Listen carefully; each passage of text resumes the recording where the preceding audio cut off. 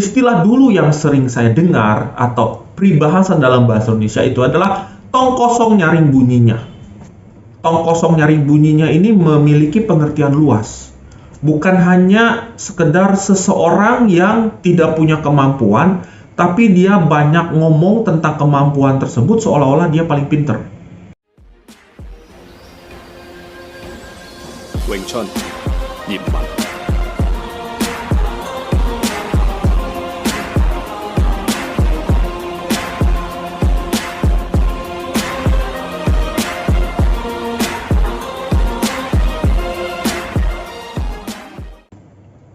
Halo teman-teman semua, ketemu lagi dengan saya Glenn Wong. Kita di bacotan seputar Wing Chun. Kemarin ya ada request dari salah satu teman saya, katanya Mas Glenn, coba dong bahas satu topik yang mungkin kira-kira bagus untuk saya dengarkan opininya dari Mas Glenn. Kemudian saya bilang, topik apa nih gitu kan. Nah, terus dia langsung memberikan sebuah screenshot ya, dan screenshot ini yang membuat saya kaget. The Dunning-Kruger Effect ya. Saya kurang tahu cara bacanya seperti apa, tapi kurang lebih ini yang diberikan oleh teman saya untuk saya bahas. Oke. Nah, pada awalnya saya juga nggak tahu nih The Dunning-Kruger Effect itu apa sih gitu kan. Ya mungkin buat teman-teman yang udah sering di dunia ekonomi atau di dunia kerja, mungkin udah sering denger. Nah, cuman oke lah, ada baiknya saya coba beropini ya. Saya cuman beropini saja. Jadi kalau misalkan ada yang kurang tepat atau ada yang mungkin melenceng dari arti yang sebenarnya, boleh teman-teman komentar untuk meluruskan ya. Kenapa saya berani untuk coba beropini tentang topik ini? Karena kemarin kan saya sempat bahas di salah satu konten saya bahwa everything is kungfu.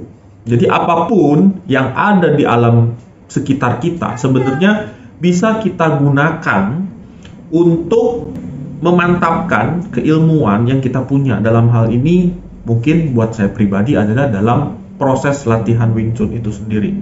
Ya tentunya seperti yang kita tahu ya, bahwa latihan bela diri itu bukan cuma sekedar tonjok dan juga nangkis ya. Kalau misalnya seseorang punya tujuan atau visi misi bahwa belajar bela diri itu hanya untuk sekedar tangkis dan tonjok, berarti pada saat dia sudah bisa mengalahkan orang lain, dia sudah merasa itu batasan yang sudah dia capai. Tetapi pada dasarnya kan tidak seperti itu ya. Buat kami para praktisi Wing Chun, terutama bela diri Chinese, tentunya banyak filosofi dan konsep-konsep tentang kehidupan di dalam setiap kali kita belajar bela diri. Ya, bukan sekedar mengalahkan orang lain, karena mengalahkan orang lain itu gampang, tetapi mengalahkan diri sendiri itu sulit. Nah, karena sudut pandang inilah saya coba untuk saya coba bahas tentang The Dunning-Kruger Effect. Dunning-Kruger Effect, waktu saya baca, saya mikir, ini apa sih? Saya coba searching. Jadi sebelum saya cuap-cuap, sebelum saya ngebacot, saya coba pelajari dulu tentang apa Dunning-Kruger Effect ini. Ternyata Dunning-Kruger Effect itu hanya istilah keren, ya. Istilah dulu yang sering saya dengar atau peribahasa dalam bahasa Indonesia itu adalah tong kosong nyaring bunyinya. Ya. Tetapi pada saat saya menggali terus tentang Dunning-Kruger Effect, itu ternyata tong kosong nyaring bunyinya ini memiliki pengertian luas. Bukan hanya sekedar seseorang yang tidak punya kemampuan, tapi dia banyak ngomong tentang kemampuan tersebut seolah-olah dia paling pinter. Bukan cuma sekedar itu, tetapi lebih banyak dari itu ternyata. Ya.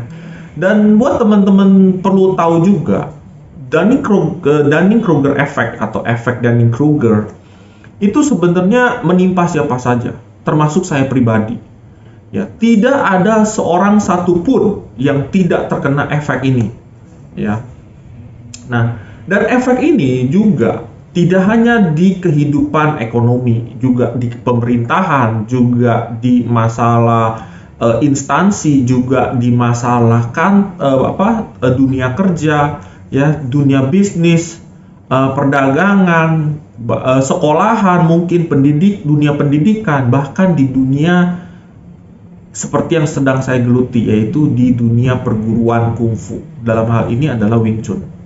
Efek Dunning-Kruger ini, tanpa kita sadari, itu sudah melekat.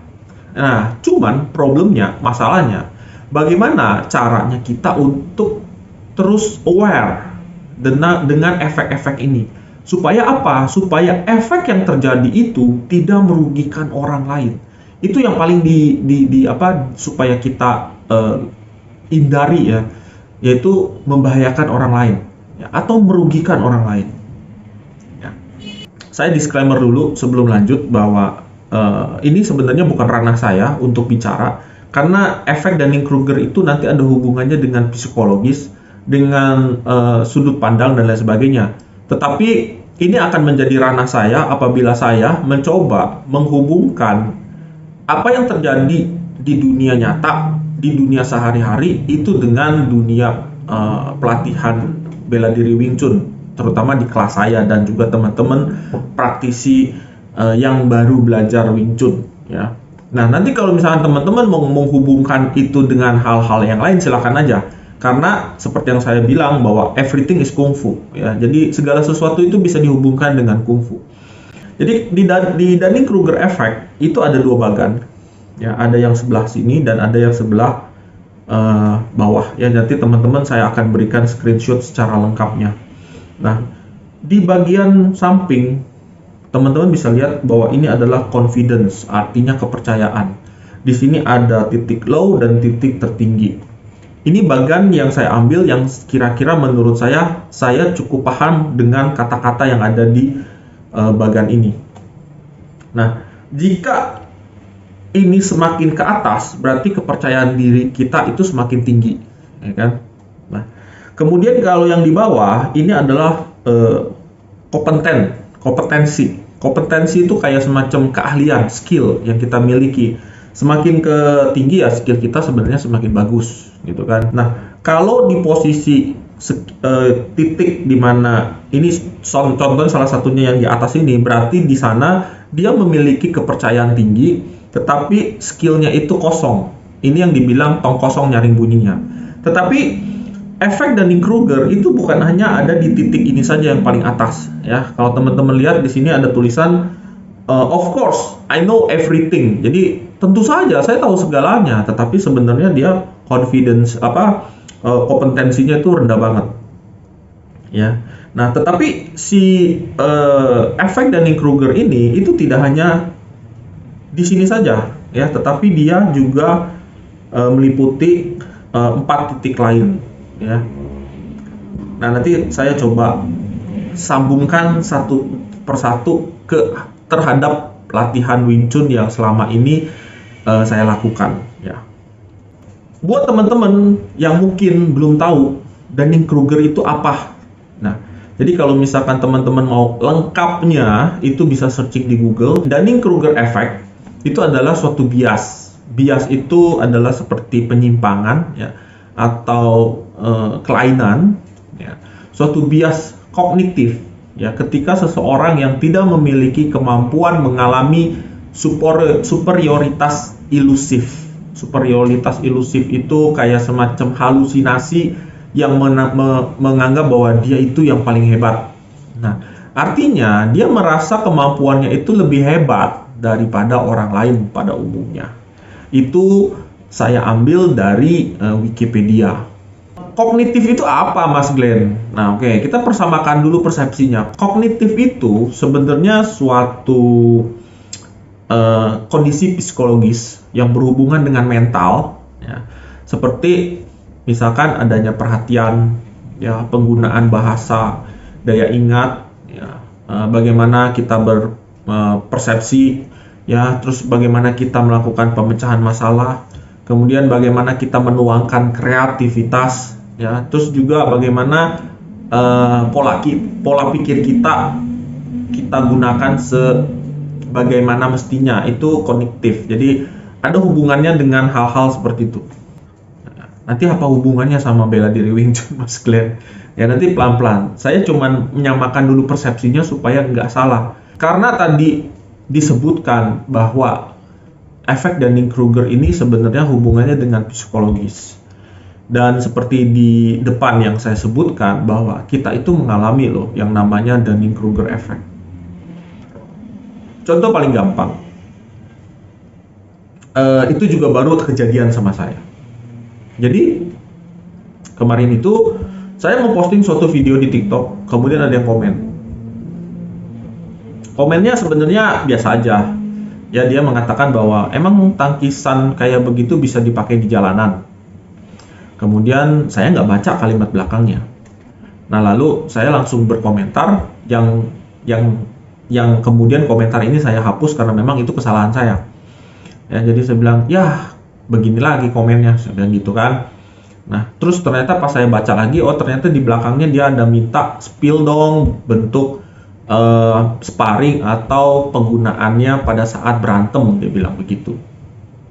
Nah, terus juga ini udah sebagian dari efek Dunning-Kruger yang terjadi sama diri saya. Saya nggak baca secara keseluruhan, sehingga saya menimbulkan persepsi yang menurut saya, ya persepsinya ini kayak begini lagi.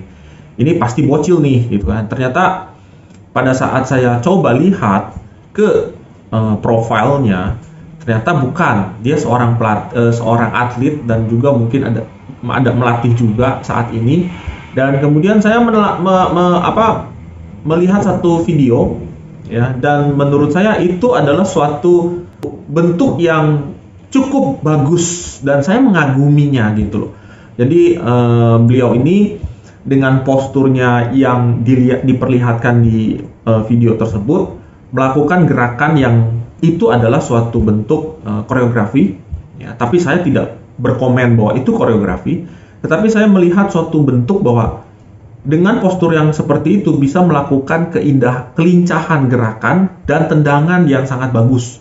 Lalu saya bilang, keren bang, ngeri ngelihatnya. Nah mungkin ini juga terjadi nih efek Dunning-Kruger. Dia langsung komentar. Kemudian kalau dia bilang kalau ngeri nggak usah lihat, terus kemudian saya cuma kasih emoji doang ya, karena buat saya itu hal biasa aja, karena tujuannya memang saya kagum. Dan ternyata itu menjadi suatu bumerang buat saya dan menganggap bahwa saya ini cari ribut, ya cari ribut di kontennya dia.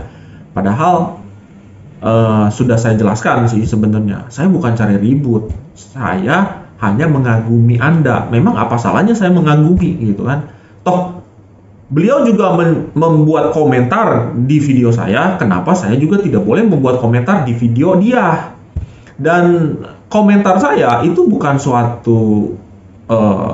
sesuatu yang dikatakan mencari ribut, tetapi memang tujuannya adalah saya mengagumi Anda. Dan saya tipe orang yang bukan mau cari ribut sama praktisi lain. Kenapa? Karena saya lihat saya ini masih banyak kekurangan.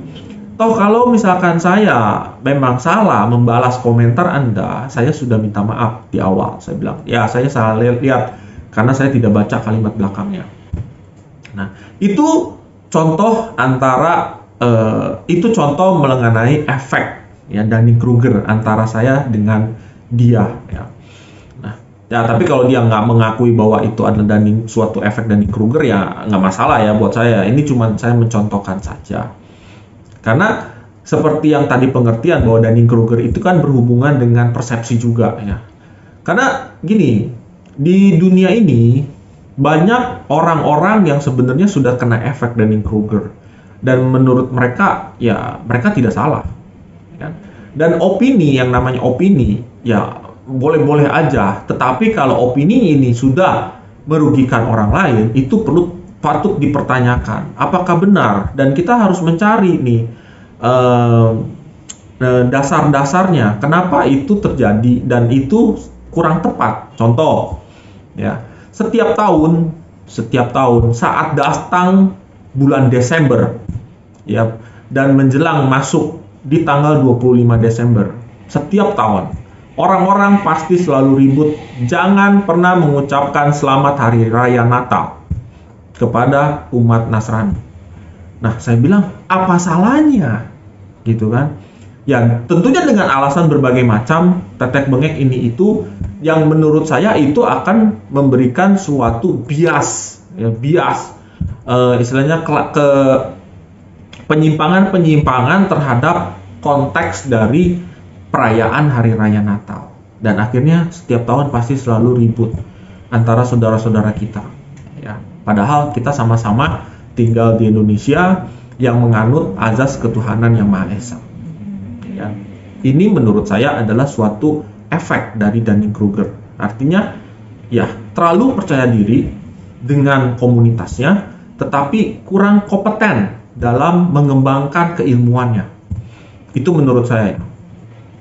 Sekarang mari kita lihat efek dari Dunning-Kruger ini ke dalam latihan bela diri Wing Chun, khususnya di kelas saya.